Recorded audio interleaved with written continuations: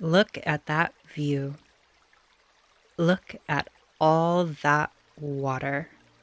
Yes, today we are talking about the best area in the history of the Pikmin series, the Distant Spring.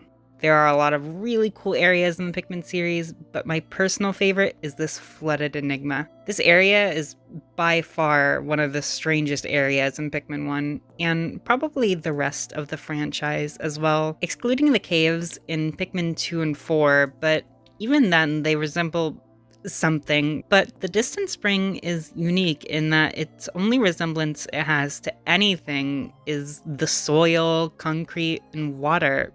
Everything else is very weird. The atmosphere, too, is very rich with mystique. And honestly, I'm not sure how to feel when thinking about it. Lonely is the first word that comes to mind, but I'm not entirely sure that's right. Maybe ethereal is a better word. There are also all the weird structures and formations, neither of which seems natural. It all just feels so weird. To go with all that, too, the area, from a game design perspective, has the most variety out of all the areas in Pikmin 1. I think there's quite a lot to dissect here, and I think before we get into any of that, it's important for us to look at how PNF 404 is presented in Pikmin 1 specifically. The world of PNF 404 in Pikmin 1 is consistently represented as abandoned, but not really dilapidated. The grass is almost always green and lush, and wild fauna live unflinchingly in the elements. The areas also, at the very least, vaguely resemble real-life locations that we can be a little familiar with. What's strange about most of these locations, however, is that a lot of the time you can't see beyond the boundaries of what you are confined to. Sure, the forest navel has dark, bottomless pits, but you can't really see anything down there. But in the Distant Spring, you can see beyond those boundaries. Even if it's a little foggy, you can see that there really is something more behind the walls and terrain. Looking out that way gives a sort of strange implication that a player may not have really thought about up until that point. How much more is there beyond what I've seen? In the reflections of the water, you can see what are presumably trees. Even that further shows that there is more out there. The fact that the player doesn't actually ever see what this is allows their mind to wonder about what there could be. Let's touch on that fog that I mentioned, though, and just the atmosphere in general. In comparison to the other areas in the game, this area could be described as serene, but mysterious, but also dangerous, but also water. The fog is actually not really seen all that much, but it sets up the atmosphere just by it being there every time you land.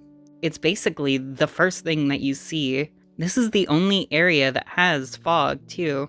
It sets a mysterious tone, but also reminds you that this is a spring, and that sets the player up to feel a little more relaxed as well.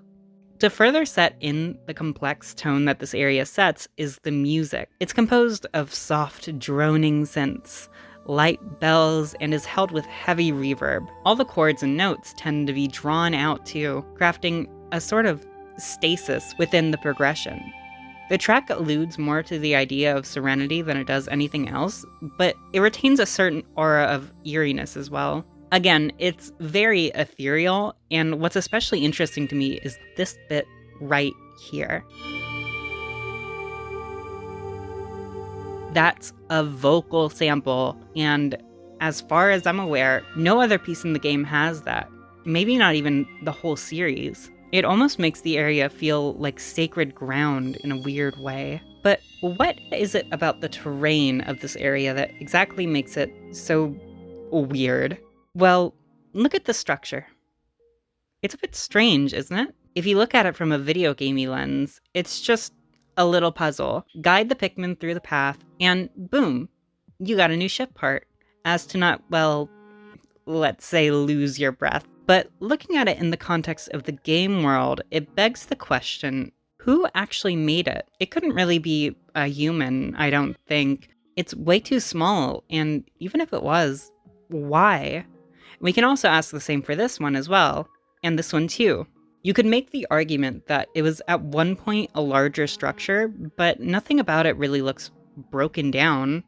it looks deliberate. These structures are slightly overgrown as well, but not completely, which means that they may not have been made too long ago. And what's this weird pattern that forms around the egg of the smoky prog? Maybe this one is natural, but it's not addressed in the end credits where these obscure details about the fauna are typically addressed. It always seemed to me that this formation was some kind of nest that forms while a Mamuta egg matures, but this one simply malformed, as the games imply. But this nest idea was debunked, as in Pikmin 4, there are no nests for the smoky progs. The eggs are simply there. I think this idea, too, the fact that you can speculate so much from this area through how vague it is, that's what's at the core of what makes this area so amazing. The skulls, too. Every area in this game houses their bomb rocks in cans, but the distance ring? No. It houses its bomb rocks in the dead. The skulls, of course, like most things in this area, are very ambiguous. I don't think it's based on any real-life creature either, which makes it just even weirder. It has 6 eyes and looks to have maybe been larger than any other creature in the game.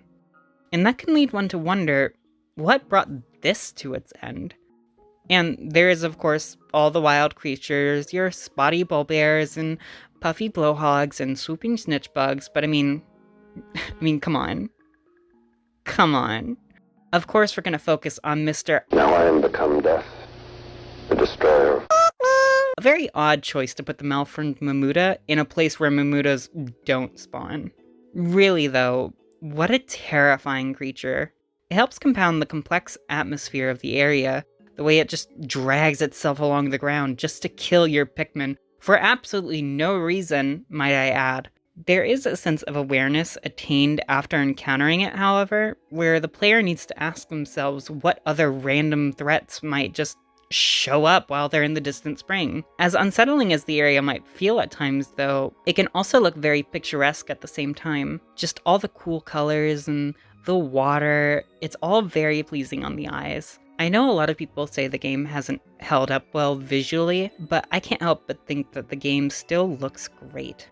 Even from a gameplay stance, the area offers a lot of very unique obstacles and fauna. The aforementioned structures actually act mainly as puzzles, which was an idea that only showed itself like once or twice before this area. And honestly, puzzles are still not really a concept Pikmin visits often, which makes it even more strange how they struck a good balance between navigating hazards and doing puzzles in this area. Now, granted, the puzzles are simple, but it's warranted considering the number of days a first-time player might have left by the time they get to this area. The focus on puzzles is a nice change of pace, and I really enjoy them, but the sudden shift almost makes the area feel like it's from a time in the game's development where the designers were going to have a larger emphasis of the puzzles in the game, like it's a beta map or something.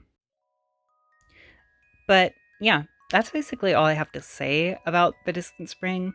I think it has some of the strangest lore implications in the series. I've fallen in love with the tone and ambiguity. It also comes with Pikmin's most iconic genocide. How fun. Whether you agree or not, I think its atmosphere is simply just on another level. I hope you enjoyed what I had to say, and feel free to leave a comment on your way out. I'm curious what other people might think about this area and other areas in the game as well.